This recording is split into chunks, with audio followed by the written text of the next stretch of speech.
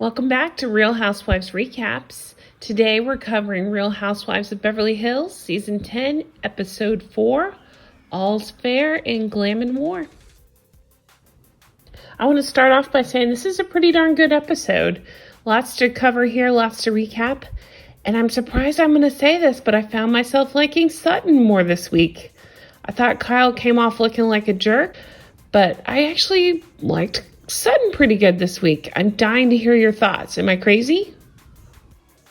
So this episode starts out with Erika, Kyle, and Sutton. They're riding in the car together to get to Teddi's retreat. So we got Kyle talking about how busy she is, and obviously she'd rather be home with her family. But I got up at the crack of dawn to support Teddi. Then it's revealed that Sutton apologized for upsetting Teddi. I was able to screen grab this text here from Sutton to Teddi, and it's really nice. I thought it was actually pretty genuine and thoughtful what she wrote. It says, "Teddi, I hope you're having a good morning. I wanted to reach out to you to express my apologies. In no way did I ever mean to upset you. I truly wanted to sing your praises. I had no idea what an amazing and successful businesswoman you are. It's been such a pleasure learning more about you. I'm planning to come to your event and stay the night, if you'll still have me. I hope we can hit the restart button and build a better friendship. I truly respect you and want to know more. I'm all in." And I thought that was actually really thoughtful and kind of Sutton to do that. I'm pretty impressed. I'm not a Teddi fan at all, but I was pretty impressed that she reached out and, admitted that she may have overstepped. Even though I don't know that she did, but that was kind. We actually got to see a little deeper side to Sutton this time. She would seem genuinely upset by upsetting Teddi. Sutton was in tears. I was kind of surprised to see it. So the girls get there and everything seems to be okay. They start by taking a kickboxing class, and I swear I am Sutton in this class. Her facial expressions were hilarious. So Dorit comes in late, which was expected. Teddi made a snarky comment here and said, "I knew ahead of time to not have any expectations about Dorit's arrival." Can we take a minute here and talk about this purse? Holy cow. So I did a little digging and I found that this bag is by a brand called Off-White, which I hadn't heard of. And it costs about $1,300. It was just kind of crazy, and I actually, frankly, thought it would cost even more because that's something ridiculous that you would buy. So Dorit arrives covered in this silly fashion, and Kyle, just from the time she got there, just pissed.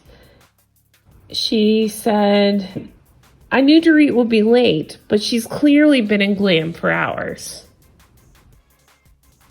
So after the lunch, it's their free time. They get massages. Erika says they should call Garcelle. Kyle and Teddi talk. Teddi says she doesn't want to put pressure on anybody, and that explains why she was acting the way she was about saying she doesn't care if people come. And Kyle asks, you didn't say you didn't want us to come, right? Teddi says, "If it rubbed anyone the wrong way, I was on the defense that night because of Rinna. The car ride shifted everything for her." I'm sorry, I'm not the biggest Rinna fan always, but she's blaming Rinna, and that's just not right. Rinna was just joking around with her is the way I took it, and Teddi just has no personality at all, and her jokes fall flat. I'm just not a fan, and this is just further proof of that. So she's trying to blame Rinna when I don't think Rinna should be blamed. And again, I love the Bravo editors, the producers, all of them. We see a chyron that says 2:07 p.m. free time. Then it switches to 2:07 p.m. drinking time. So the girls are sitting around and having drinks. Sutton again apologized for the other night, and Teddi admits that she overreacted. Dorit tells Erika and Kyle she's pissed. Teddi has taken something she said and couldn't have meant it more and was trying to be sweet, and she's pissed and she may head back early. So Teddi leaves and they show the 5 p.m. meditation, and it appears like Teddi is rolling up their mats, but I think it's just that the girls did not want to go to a super long meditation for an hour and a half, because who would want to do that? And again, the editors, I love you guys. So we get to see Kyle and Erika and Dorit, and then they show, a calm meditation happening by the water. It looks gorgeous. You got Kyle freaking out on Dorit and Dorit freaking out on Kyle. And Kyle in the talking head says Dorit is selfish. To Dorit, she says, clearly you had time to sit in a Glam chair. Why does Kyle care where Dorit was? Isn't that up to Teddi to decide? It's so weird. Dorit tells Kyle that she has a life. And of course, I think that's what started this whole thing. I think that's why Kyle's so pissy about it, because she had to be there, but she didn't have to be there. Teddi kept saying they didn't have to come, so she should have just not come. It's just weird. So then it's dinner time, and Denise arrives. She asks the ladies if they've had a good time, and Sutton says, these are tough subjects. I would definitely not broach that. Dorit explains the fight earlier. Dorit says that Kyle is trying to make her look bad. Dorit brings up a good point and says, this isn't even your event, and Teddi doesn't have a problem with it. Why are you making me look like a selfish diva? I thought that was a pretty good point made by Dorit. So then we get to see Amelia and Lisa Rinna. They go grab juice together, and it's revealed that Amelia wants to get evaluated for stress. They discuss New York and explain it's been too hard for her because of ongoing depression, anxiety, etc. Rinna explains that she got into Emerson and went for 5 days and got so homesick that she came home. She ended up going to the University of Oregon, and she quit at 3 months because she just couldn't do it. So I thought that was a pretty touching scene. A lot of people are dealing with mental health issues right now, and I thought it was good that they opened up about it. So then we go over to Denise and Aaron's house. They are setting up for the pizza party that they're going to have. Denise is nervous because there's a fire 30 miles away, and it's blowing some soot around. And after the fire last year, she just says she has PTSD about it, understandably so.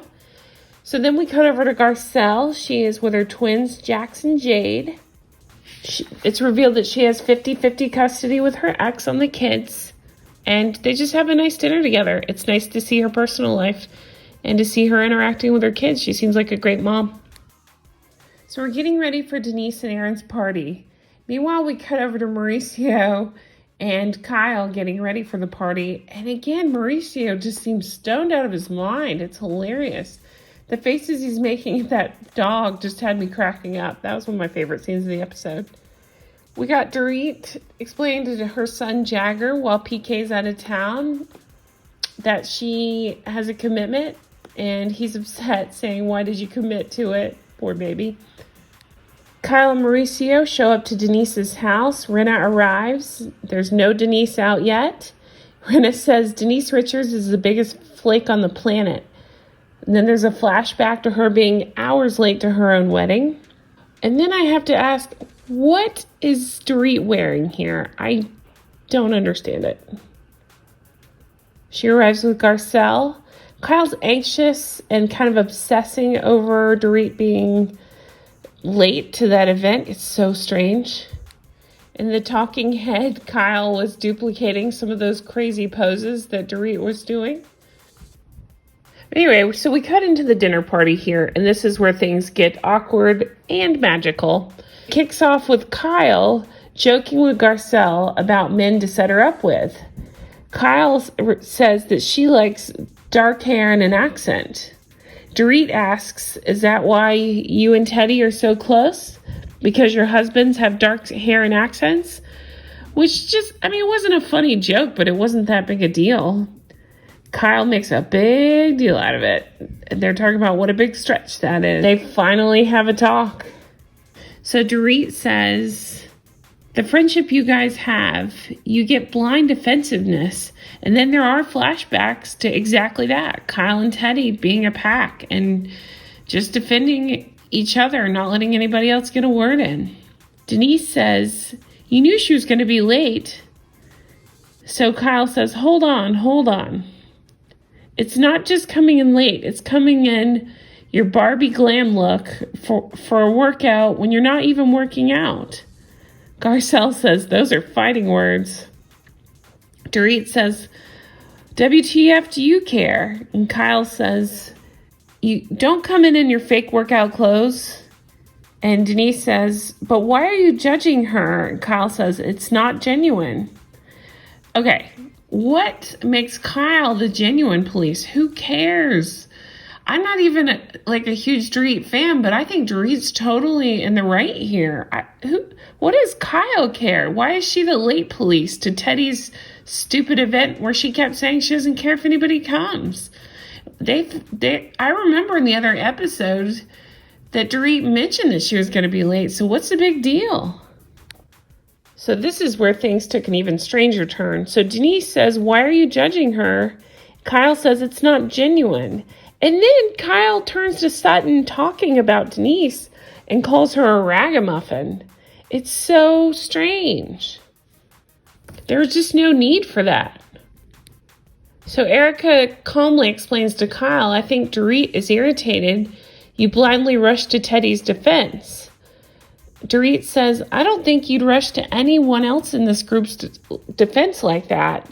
Kyle says, I defend all of you all the time. I lost one of my closest friends defending you. Of course, referring to last season with Lisa Vanderpump. Because I would defend all of my friends because I'm not friends with a-holes. I would defend Rinna. And Rinna says, well, not always. Kyle says, when wouldn't I? Rinna says, when it's your sister. Ooh.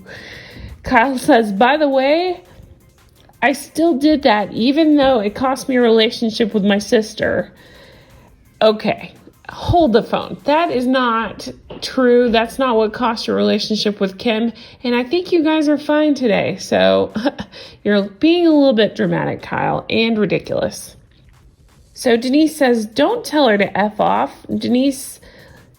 Kyle says to Denise, leave me alone. And then we get the to be continued. Oh, I love it. I cannot wait to see where this picks up and what happens next. These episodes have been so good.